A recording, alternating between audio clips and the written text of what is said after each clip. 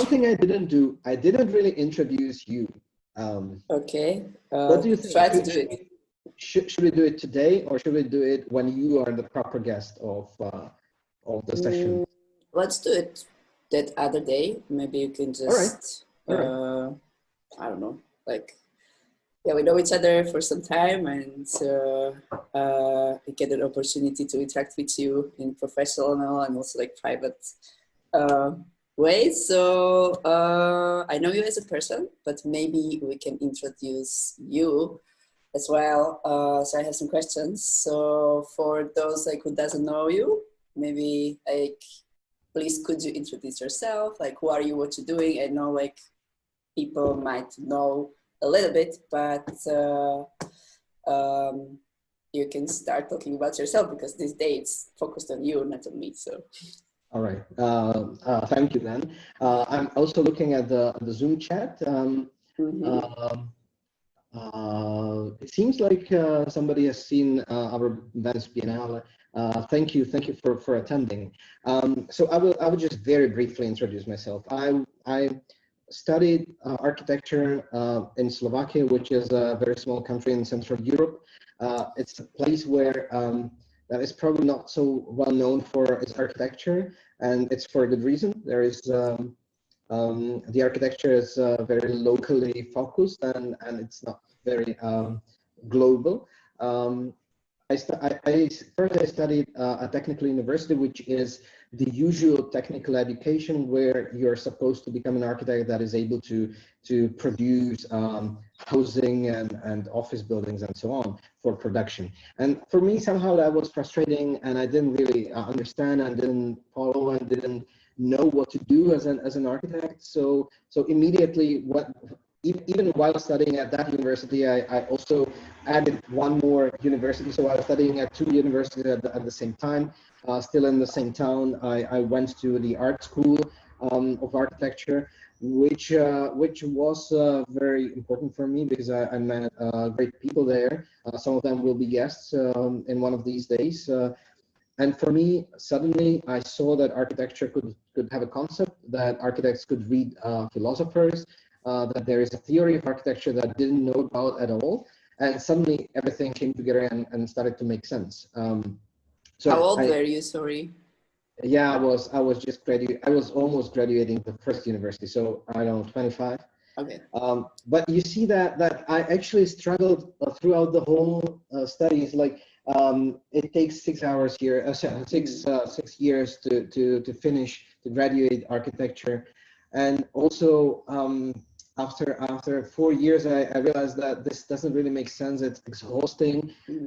It's something that I really don't know what am I supposed to do. I didn't understand the critiques. I didn't know why the teachers were telling me this is good and this is bad. That really made no sense. So I took a break for 1 year, and I just couldn't study for that year, and I was just working. And then I came back, and the frustration was back. And then I went to the art school, and I realized that you can have certain agenda, you can have certain conceptual background, and then but the thing was that it was very quickly over, because I was only studying there for 2 years. And well, I graduated one university, then I graduated the second one, and the thing is that I just at that point I didn't know what to do next, because I only then realized that I need to study more. I didn't have an opportunity to do my PhD at that moment. I had to, there was no chance at that time. So I just started my own platform. That's the research. That's something that I will talk about tomorrow. And I just found a way how to study on my own, how to meet people that can help me with my studies and so on. So basically, I've learned most stuff that I know about architecture. I have learned after I graduated from the university. So I'm just muting Lucia. Okay. Yes, good, very thanks. good. So and then at a certain point, I had a feeling that that I've learned something, that I know something, and I wanted to go worldwide. and I wanted to meet people who actually do the actual important architecture around the world. And everybody was telling me, okay, you know the concepts, but you don't know, you have zero skills. What you are showing us in the portfolio is really ugly, and it's not contemporary, and it's obvious that you are not part of the contemporary streams and discourse. So at that point, I went to study with Hernan Diaz Alonso and Stephen Ma in Vienna, and I didn't really spend much time there. I never graduated, I never finished. I actually was there a very, very short time, but for me it was very important because I met the real heroes in real life. I started to understand how do they work and how do they think and what does it mean to do that stuff. And anyway, from that point on, I actually stopped studying there because of the Biennale. I didn't really have time to study and to prepare the Biennale, and I never came back. I promised Hernan that I will come back to the studio, and he told me, no, you will never come back. But he was. I kind of regret that, I have to say. But anyway, he gave me really a lot, and I've learned a lot, even in an incredibly short time that I spent there. But from that point on, I just, altogether for I think 6 years, maybe more, I was not doing anything else. I was just studying architecture on my own, organizing cultural events that were somehow connected with the theory of architecture, and making a lot of experiments. And I never mentioned that, but even before I started studying architecture, I was doing a lot of computer programming. So for me, that's something that is very natural. Now I call myself as much a programmer as an architect, even now, which means I'm not a good architect and I'm also not a good programmer, but I'm equally bad at both. So I do both. And that was also the reason why naturally I went to the computational design, because that made the most sense to me, and I was also able to achieve something there. I was able to implement the computational parts of architecture within this paradigm. So for 6 years I was not doing. I didn't really have a job. I didn't have any small gigs like architects many times do. I haven't designed any small houses or anything. I did before while I was studying. I actually my first house was built after 2 years of studies, and then throughout the studies, I had a couple of houses, but I'm never showing them because I hope that people are having a good time living there, but it's not something that I would like to show off. It's in Slovakia, right? Sorry? It's built in Slovakia, right? Yeah. No, I actually know that people like living there, but it's really not within any good paradigm. It's not given an example. It was in the period where I was frustrated that I don't know how to do architecture, and I was just trying, and I was just struggling, and I know that, well, I did my best, and whatever it is over, and anyway. So I just spent all the time just learning and teaching, and then I started a studio that we have now, which is slowly but gradually growing. It's called Subdigital, and I will also talk about the studio as well. We do a lot of stuff here in the studio. I'm actually sitting at the office right now. You can see it behind me. I will show you around when there is a Subdigital day within the workshop. But we haven't designed any building in the studio yet, but we designed a lot of design stuff, smaller stuff, and that's a very advanced. It's not even furniture. It's not even product design. It's very advanced presentational objects that contain a lot of computation and a lot of computational design. But again, this is something that we will talk about later on. There is one thing that I have to mention. I'm representing here at the workshop 3 brands. One is research, which is the research platform. We will talk about tomorrow, and also we will talk about that when there is your day, the ARCS day. We will also mention that. That's one brand. The other brand is the office. It's Subdigital, where I'm sitting right now. And the third brand is a university in Prague called UMPRUM, where I'm actually now doing my PhD with Eva Blšáková and Shota Cikolia. We will also talk about that when the day is called the Unusual Suspects. I think it's on Monday, but we talk about education and computational design in places where it's not really usual, where you don't expect to learn computational design. Which actually means that after many years, after more than actually 13 years, I came back to my teacher from the Academy of Fine Arts, who is Eva Blšáková, who was teaching here in Slovakia before, and now he's teaching in Prague, and he's my professor again. So I'm just doing my PhD there. Hopefully, I will put together a meaningful project there. I'm the oldest one in the whole university, the oldest student in the whole university, I think. What's the topic of your PhD? Sorry, but yeah, it's emergent design. But yeah, actually, I can talk about it throughout my lecture today. Yeah. Okay, good. It could be an interesting part of that. Yeah, sure. Anyway, so okay. that was a very, very long introduction. Sorry for that. Yeah, thank you very much for the comprehensive package of information of your background. So I mean, it's just like you are like interacting in several fields. My question is, so like, what's written on your business card? And you have 1 or 2 or 3, or like, since you're like very active? Yeah, I need to have a look. I don't know. Ah, really? Okay. The thing is that on my business card, I will just show you. Right. My business card is a very thick one. It's actually really a card. It's like made of cardboard. And oh yeah, you did the new design. And it says Subdigital, advanced interactive design objects. And no, it doesn't say who I am. And we were putting together a portfolio of work that we've done at the office recently.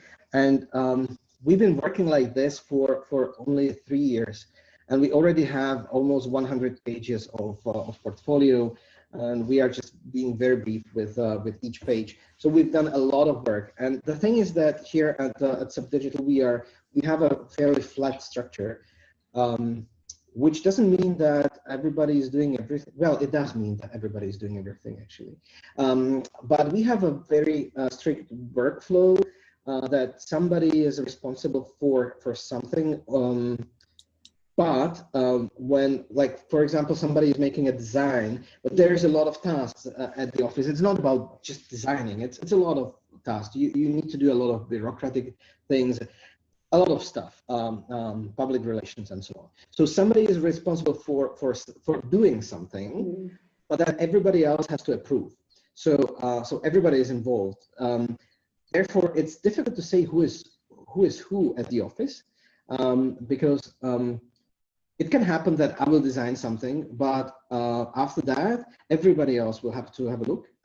Everybody else will have to check whether it's correct or not, and approve whether I like it or not, if there is no errors or something. And then at this point, everybody is involved and somehow giving something to the project. So I can't really say who I am at the business card.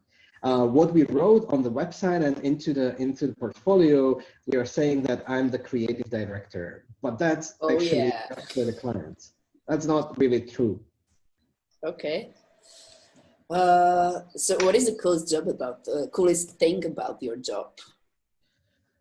The coolest thing is that this is actually exactly what I really want to do. A dream job. I had really you're lucky one. Then yes, because there is, as I said, there is an incredible amount of bureaucracy that I have to do, and if I was just on my own and just drawing some pictures or just doing some computational stuff for the internet, there would be no bureaucracy. But if you are really having a company, it's unbelievable how it's every morning when I come to the office, I open my email and this is this is the fill-in form that I have to do today. Every single day there is a fill-in form that I have to fill. Anyway, so it's not a dream job in this sense, but even during the period when I didn't really have a steady job, I spent it was always maximum 2 months working with somebody, and I was at several offices. And then I was designing the houses on my own when I was the student. And then I did a lot of interior design before. And all the time there was some sort of a struggle. And it was never it. It was all the time there was somebody telling me, okay, what you are proposing is cool, but not this time. And this is not happening here.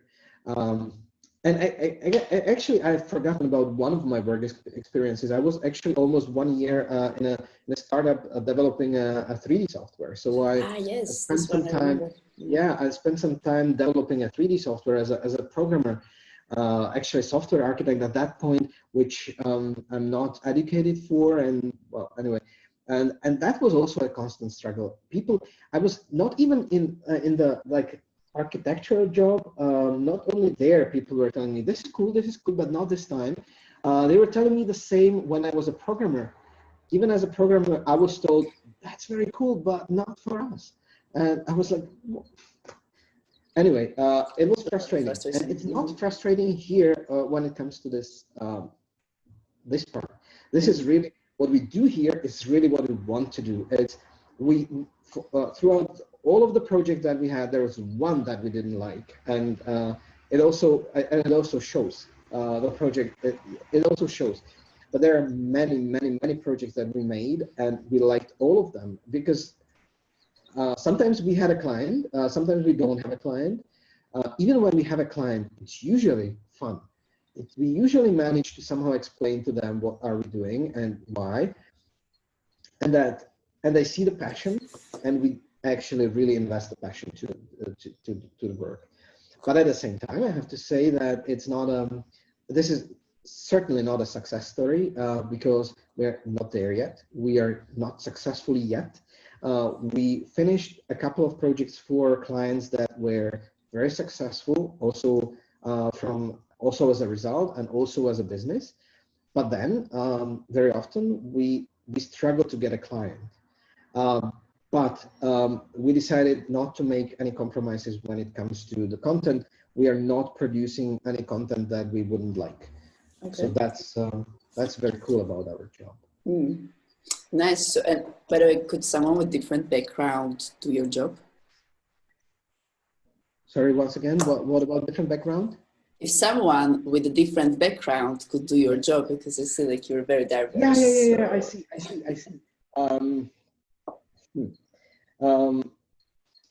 I always say that we define our, like when we are developing a project. So you're not, what we do is a design combined with technology, with computation and so on.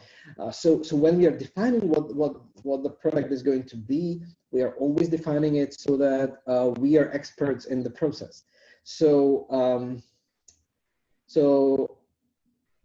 we have a software developer in the office. I'm one as well. We've got a lot of very talented architects and designers coming in and out. I've got one partner, Tomáš Toll, who is going to be also a guest of one day, and he is a designer, architect, and partly also computational designer. He is very good at the tools, but he's not a programmer. Anyway, and I'm also kind of a technological geek. So we define the project so that we are experts in that field. So, and I've got a special combination of the technology and programming and architecture and design. So the products that we do, they actually benefit from this combination, from the skills of the people who actually work on that. Plus, for each project, we add something extra that we learn at the project. So we go for a challenge each time and we push our skills further and further. So your question, if somebody with a different background could do this, no, but they could do the same thing, like they could take the same strategy just to do things that they are good at, combine unusual skills into one thing. So if somebody is as much as a programmer as an architect and also kind of wannabe theorist, then yes, but well, yeah, there probably are some people like that, but not here around, not within the reach. Nice, I see. Okay, so what is your design philosophy then? Design philosophy. Okay. If you have some. Yeah. Well, yeah. I wouldn't call it a design philosophy though, but this is something that I've learned from like Peter Eisenman is always saying that architects, they have a project, which is something that is beyond one work, beyond one building. That's something that you do, your project you do either your entire life or for a couple of years or for a decade. And every time you design something that you just add to the main project. So, but actually it's not only Peter Eisenman, it's even local architects. They say that, in other words, there is an agenda that you keep developing with all the work that you do. Just recently, a very important local architect passed away. His name was Vladimir Dineček. He was like a local brutalist. His work, just look him up. What he did, an incredible.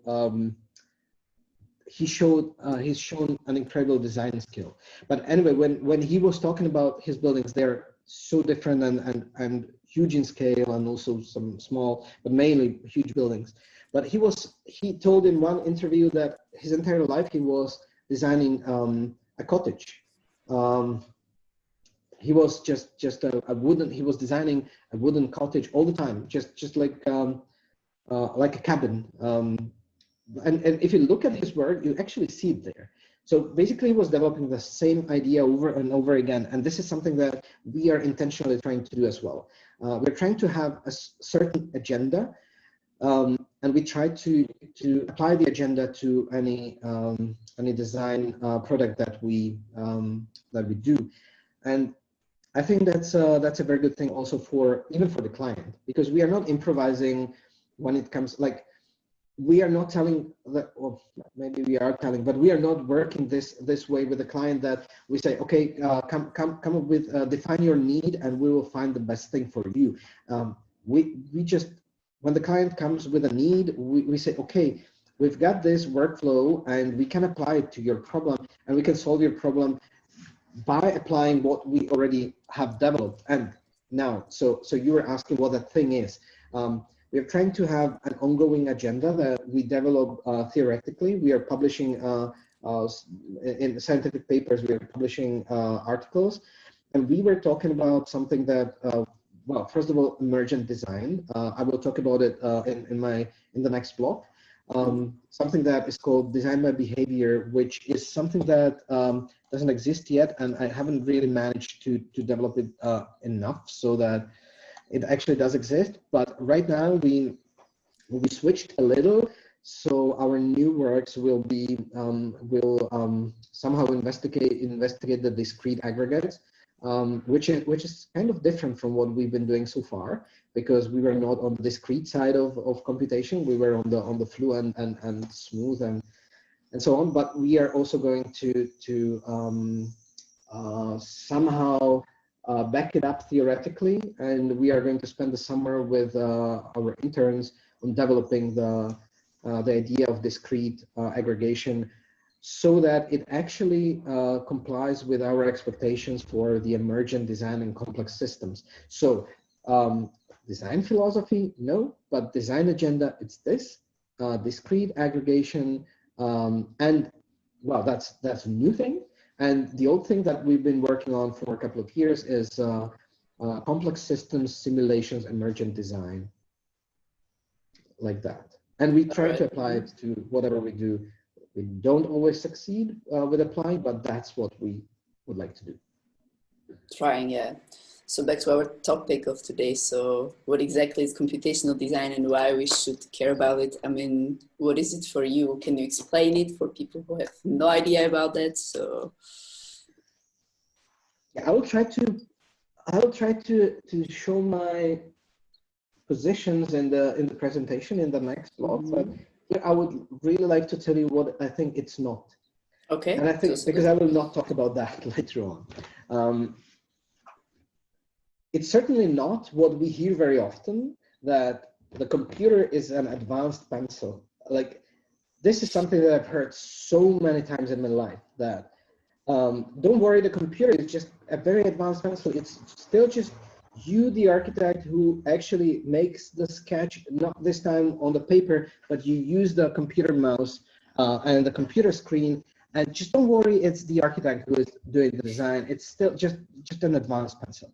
Or another thing that people very often say is that it's just a tool, it's just a vehicle to bring you to the idea that you already have. And it's not. And certainly for me, this is not the case. The thing is that when you think about the principles of computational design, it fundamentally changes the way you work and the way you think about architecture, the way you actually even the position of the author in the chain is different, because with computation there always is some sort of an idea or some sort of intention at the very beginning. Even in the conventional design.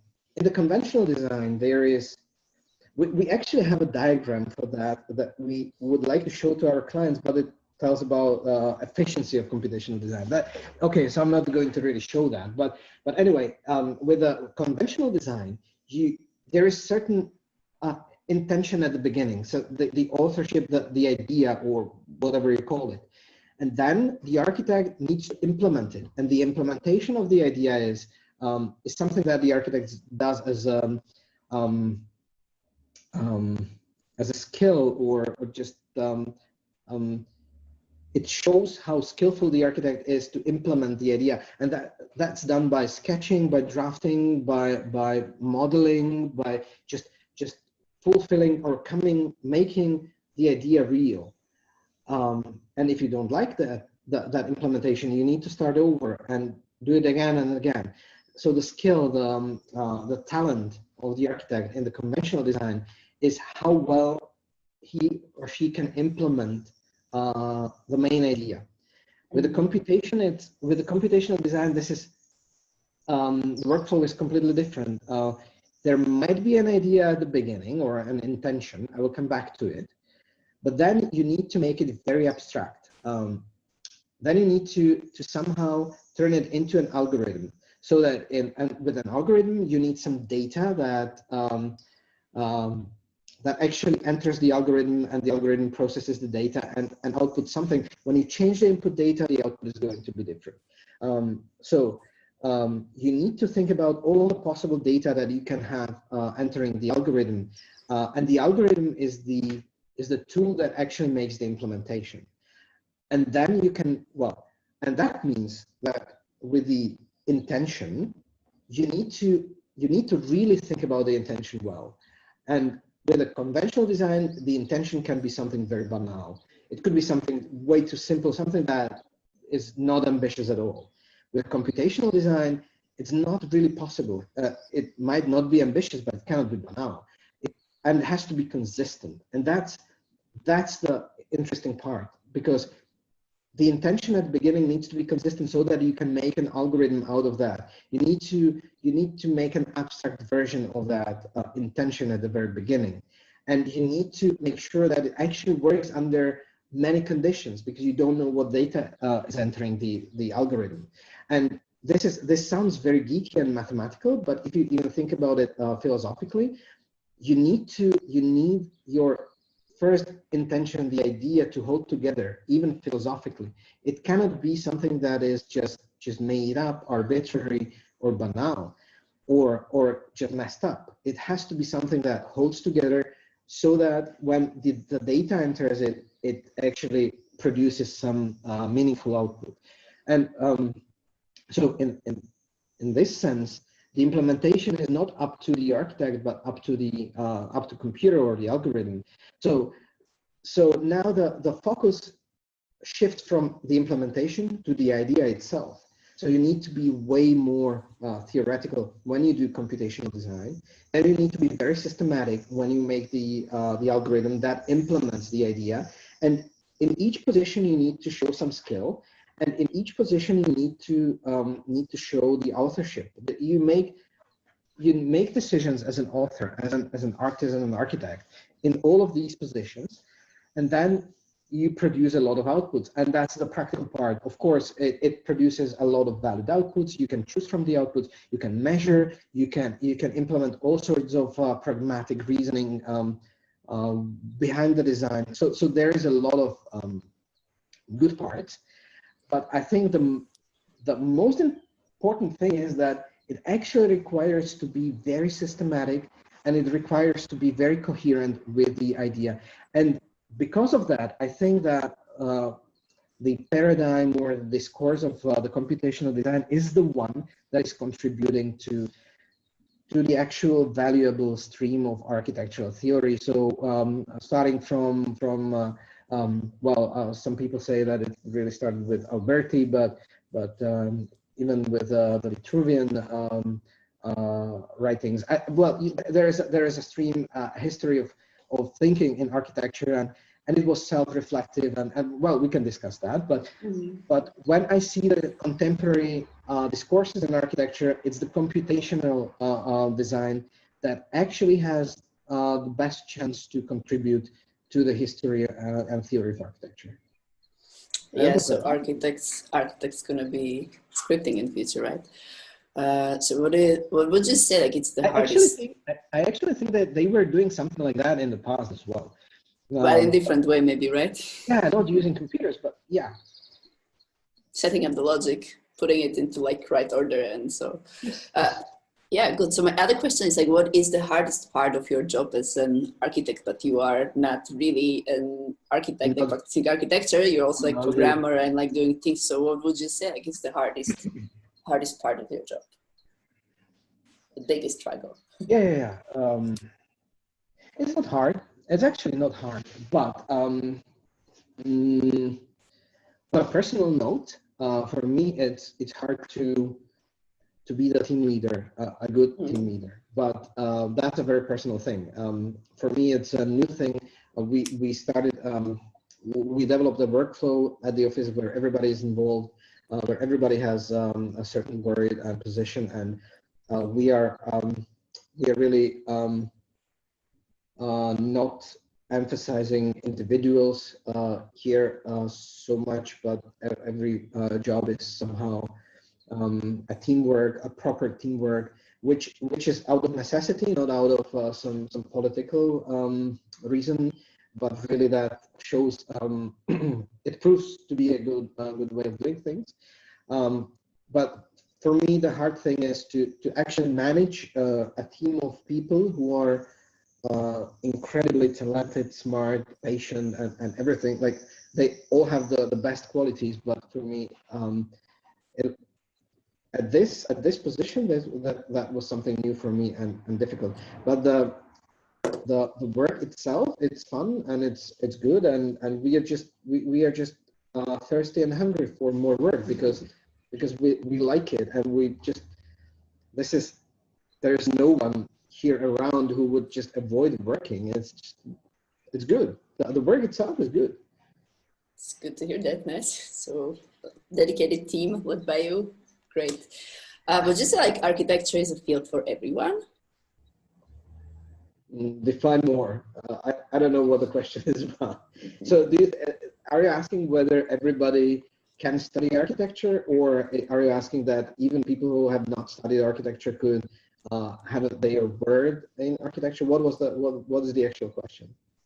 If everyone can study architecture, can dive into it, or somehow like get understanding of it. And even though like now, when thanks to this like computing power and interaction, that everyone is able to understand what is it about and where is it going to. I don't know. One thing is that even though I believe that the computational discourse is the important one and the one that should be developed further, I also think that it shouldn't be the only one. So even people who are not in the mood for computation, I think they have their place in architecture, but still, it requires a lot of patience, a lot of skill, a lot of hard work. So if people are not willing to do that, if they want to just do some 9-to-5 job, well, actually we do work 9 to 5. We don't work late and night shifts, never. But still, our job is 9 to 5. But something that you forget about and just come back to work and just do your stuff and leave that, then no. And it's hard, and people should understand that it's hard, and it's a hard work. And I think that applies to everything. I actually think, yeah, well, if people are able to study at the university, then they can be architects, of course, yes. All right, so could you name like 5 characteristics of a good architecture? What is it? No. No, you cannot. Okay, next question. No. But let's skip the question good, like this. Good architecture doesn't exist. It does. But no, I will just use again. Peter Eisenman has defined this really well, but he's not the only one. Even Patrick Schumacher says something similar, but I remember what Peter Eisenman said. He said that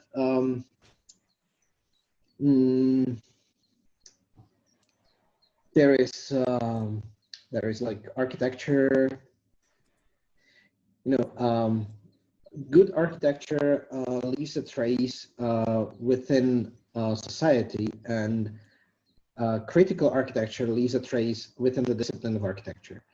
And then he talks about canonical architecture, which actually goes through the discipline and is being copied and being becomes an example. But what he means is that when something is a good, well-designed building, and you can call it an architecture and not just a building or just like trash that is on the streets. So the good architecture is something that influences how people behave around it, or that it somehow, there is an influence on people, the users or passers-by, or in the society. It leaves a trace in the society, in people immediately around it. The critical architecture is something that is talking directly to the discipline of architecture, which means I think it's easy to demonstrate on postmodernists and deconstructivists, where they were literally taking parts of different buildings and putting them together in a way that you had to think about those buildings, or deconstructing parts of well-known architectural elements and putting them together in a way that they become way more obvious and you need to think about them. That's what they were doing at their time. But you can do it in any paradigm. You can somehow, with your work, you can discuss the discipline of architecture. And then, as far as I understand, this is what Peter Eisenman is calling a critical architecture, and I think that's what that's the ambition that we should have, because many architects tell you that the good architecture is, well, actually that's what I told you as well, but they would tell you the good architecture is the one that serves the people the best, and so on, and it's ecological and so on. That's all true, but to become really relevant, it needs to reflect the discipline. It needs to be like, even the bricks and mortar, it has to contribute to what architecture is. And there is one more notion that I've heard from Hernan. I think it was Hernan Diaz Alonso who told us that from the history of architecture, you don't remember buildings that perform well, that are good for people. You always remember buildings that are strange at their time. So I think that's also that's also a good criteria for what architecture should be. So what is architecture? For aspiration. Yeah. Okay, so like, who is your favorite living architect? I mean, they're talking a lot about Peter Eisenman, about Alonso as well, but who's your favorite? I'm not a person who would have heroes really. Oh.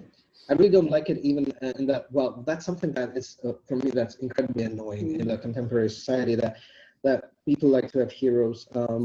That's even more surprising in the tech world. Like there's always a tech god that is saving the world through the technology, and when one god dies, then there's another one, and so on. I really hate this approach. I really hate this attitude. I think these people, yeah, that's not what I would do. And if you're asking me about that, it's I'm trying to be systematic in you know I'm trying to read a lot, but I'm not. I'm trying. I've got a lot of books. Even here, I've got a lot of books, and then I open the book, I start reading, and then I start thinking, and I stop reading, and just anyway. So I should read much more. But I've got a reading list, and the reading list is not random. And in the reading list, there are people about whom I would like to know more, and then. And also when it comes even to practice, I want to follow certain people and I want to understand what they are doing, but it doesn't mean that I'm admiring them as gods or prophets or anything. When it comes to I'm mentioning Peter Eisenman because I actually managed to read something from Peter Eisenman, and that's because they were teaching me that at the fine arts when I was studying, they were doing a lot of Peter Eisenman analysis. And the thing is that when you read somebody like this and it somehow triggers your interest, then you can look into the list of literature and then you find other people and so on. So I'm actually and then I realized that there are certain bubbles where people are referencing each other, and that actually is the discourse, and there's different discourse, a different bubble, and people are referencing to each other.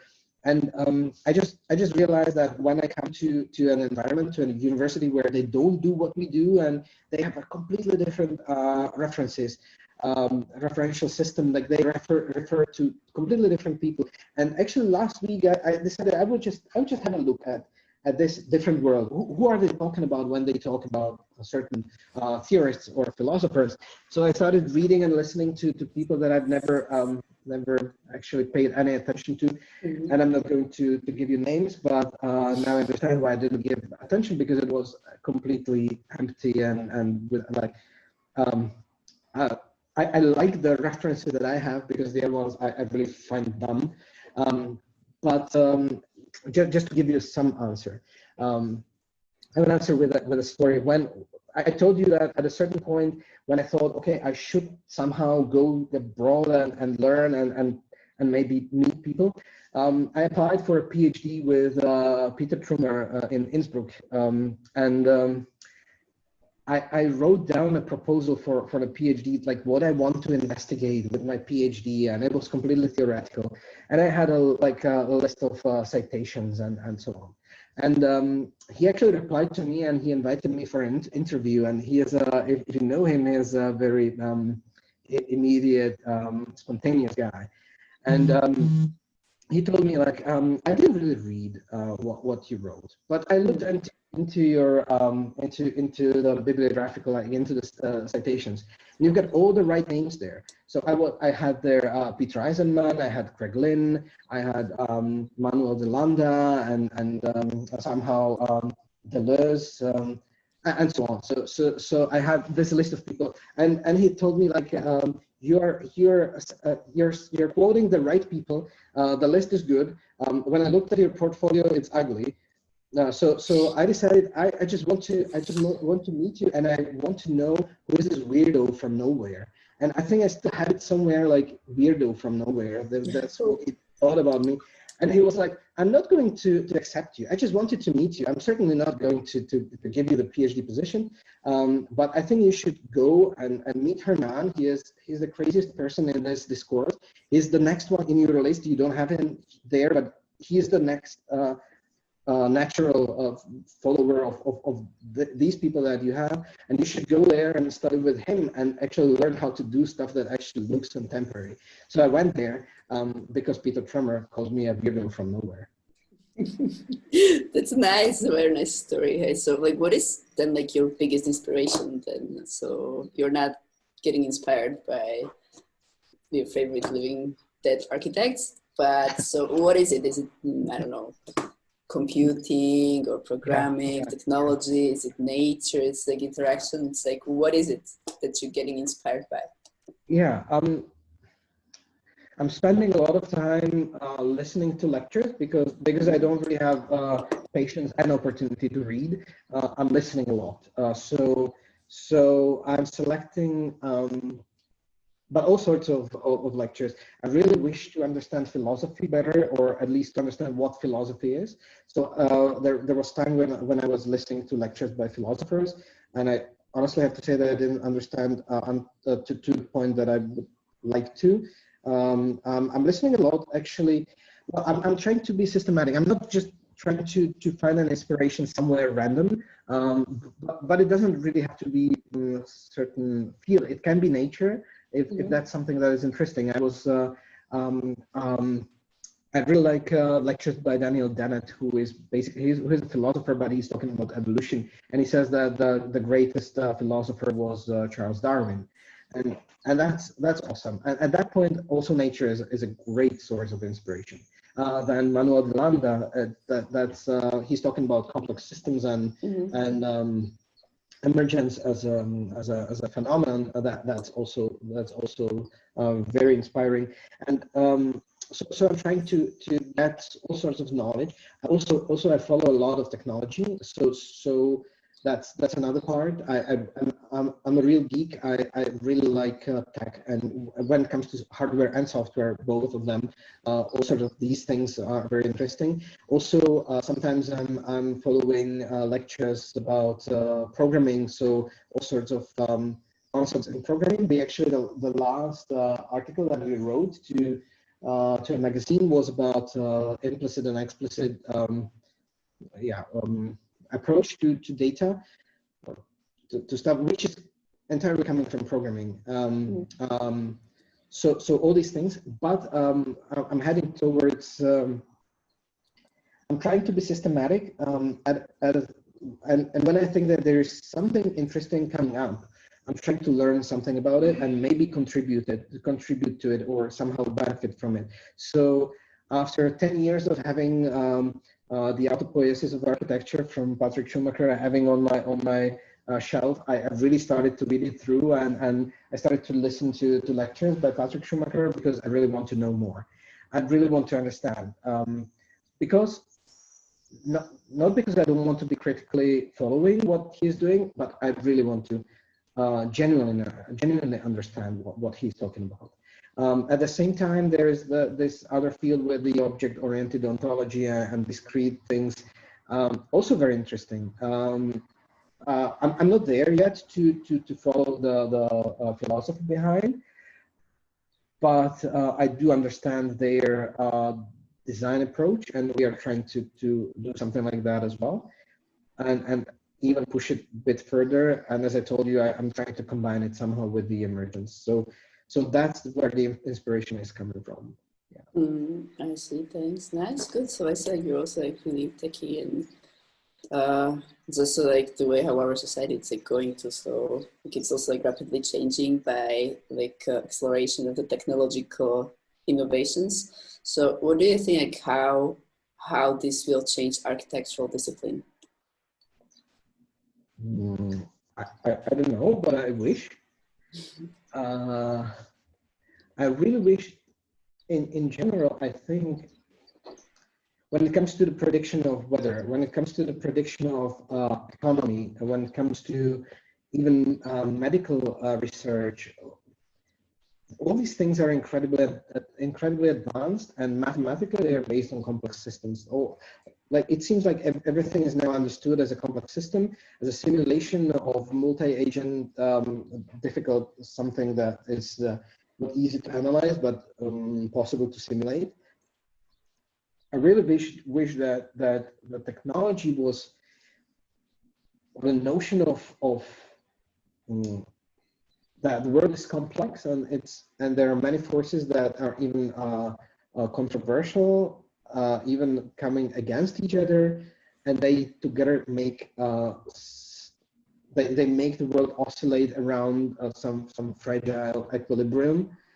I think this notion has to come to architecture as well. The architecture has to become more of a simulation of a very complex system, something that is made of many living parts. Well, I wish this was happening, because only then I think we can actually move forwards technologically, but also when it comes to aesthetics, when it comes to the approach to architecture. All right. Thank you. So this is going to be my last question. So what do you think is the greatest strength in architectural sense as an educator, motivator, and how do you position yourself within the discipline of architecture? Within the discipline of architecture or within teaching? Yeah, you're teaching, so it's also part of architecture, no? Or like, yeah, that's true. Education, it's very important, I would say. Also tomorrow, I would like to talk about how do I think that the skills should be taught and architecture could be taught. I think it's important not to leave blank parts when teaching. This is how I'm trying to teach the tools, because when I was learning Grasshopper, it took me years until I was able to do it. Well, for me, it was so inaccessible at the very beginning. Even though I was already quite experienced programmer, I didn't know how to use Grasshopper, because all the sources, all the information sources, all the tutorials that I had were leaving a lot of blanks. They were not explaining everything. And for me, this is crucial, to explain everything. When you are talking about like all that you know, all that you can say about one particular thing, you should to leave out all the blanks. And this is something that I've learned from philosophers. When I don't understand philosophy, that has to be said, but when I was reading Michel Foucault, whom I don't understand, but I was looking at the structure, the way he was writing, and he has a very thin book that is named "This Is Not a Pipe," and he is basically discussing the painting where there is a pipe, and it's written "This is not a pipe," and basically the whole book is about what does it actually mean, and he is actually discussing all sorts of possibilities. Like he's talking about what does it mean that it's written, this is not a pipe? It might, because we see that it's a pipe. It might mean that these words are not pipe. What does it mean that the words are not pipe? Another option was that that somebody was just lying to us. We know it's a pipe, but this is a lie. Or maybe it's not a pipe because it's a picture of a pipe. Anyway, so he is actually discussing all possibilities, all of them. And this is something that I think is also very important when you're teaching something. It doesn't matter if it's skills or if it's some sort of notion which is a soft thing or humanistic approach. I think it's important to give all information. That's something that I was trying to achieve also when I was teaching the tutorials, the research Grasshopper sessions. I think they are unique mainly because I'm not leaving any blanks. Whatever I'm talking about, I'm saying, and I would never say just do it this way and don't worry about why. I would never do that as a teacher, no matter what. I will either say don't do it at all, or these are all the implications. But also I have to say that I understand that this doesn't work for everybody. Like this is the way I was learning English, because it's a foreign language for me and it's a completely different from my mother tongue. And I already knew English. I spent years learning, but at a certain point I realized that I can speak somehow, but I don't understand the grammar. So I just took the grammar book and I was reading it as a novel. So I was just reading through the grammar, and that filled the blanks for me. Then I understand all the options, all the possibilities. Not that I remember them, but at a certain point when I had a frustration and couldn't make a decision because I didn't have the knowledge. Now I can say that because I read it through, maybe I've forgotten, but at a certain point I understood why certain things are the way they are. And this is how I try to teach. Very good. So like any message for the conclusion? No, not really. Well, no. Okay, maybe what would be interesting, because like you gave so many like very nice references also during your answering, and maybe it's useful to like type some inspiration sources and your notes and philosophy sources like into the group chat. You know, it can be useful for students. And that's a good idea. Maybe I can do that in the YouTube channel. This would be great. I can do that during the break. Yeah. If that is it for this part, is it? Do you have any more questions? I could have like 10 more questions. It's like maybe more easy, but maybe I don't know. Like I don't want to like destroy your program and timeline. That maybe other people can contribute somehow if they wish to. Maybe we can. Anybody wants to say or ask something, or just give any comment. Maybe raise your hand or write to the chat or request somehow. I don't know if you can actually. All right. It seems like nobody is. Yeah. All right. No, you know what? We were supposed to finish this part at 9:30, and it's 10:15. Wow. Okay. So what's next? The next thing should be my lecture, which like I've actually told most of the stuff already. But at this point, I would really like to thank you because it was a pleasure. Yeah, the same. But it was a challenge to answer your questions. Also.